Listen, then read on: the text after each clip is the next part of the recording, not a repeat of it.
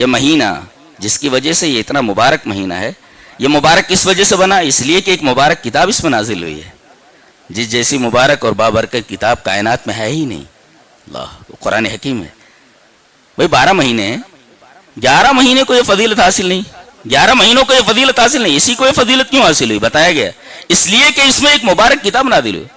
وَهَذَا كِتَابٌ أَنزَلْنَاهُ مُبَارَكٌ، یہ جو کتاب ہم نے نازل کی ہے نا، یہ بڑی مبارک کتاب ہے۔ اور ظاہر ہے کہ جب قرآن حکیم کے بارے میں قرآن خود بولتا ہے کہ یہ مبارک کتاب ہے، تو جب یہ نازل ہو رہی ہے مہینے میں، تو اس مہینے کو مبارک بنانے ہی والی، اس لیے کہ برکت والی چیز جہاں جاتی ہے برکت لے کر کے جاتی ہے۔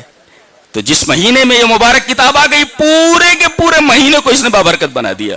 تو قرآن کتاب مبارک اس نے نازل ہو کر کے اس شہر کو، شہر مانے مہینہ، اس شہر کو شہر مبارک بنا دیا، مبارک مہینہ بنا دیا۔ یہ سب قرآن حکیم کی برکت ہے۔ یہ مبارک مہینہ ہے تو اس نے یہ اس وجہ سے مبارک مہینہ بنا ہے، اس لیے کہ اس مہینے میں ایک مبارک کتاب اتری ہے۔ کیا مطلب ہوا اس کا؟ زیادہ سے زیادہ اس مہینے میں ہم قرآن حکیم کی تلاوت کریں، اسے سمجھنے کی کوشش کریں، اس کو اپنی زندگی میں داخل کرنے کی کوشش کریں۔ یہ ہے مقصد اس کا۔ یہ مہینہ جب قرآن کی وجہ سے یہ اتنا مبارک ہوا ہے تو ظاہر ہے کہ اس کتاب کو ہمیں پڑھنے کی ضرورت ہے، اس کتاب کو سمجھنے کی ضرورت ہے۔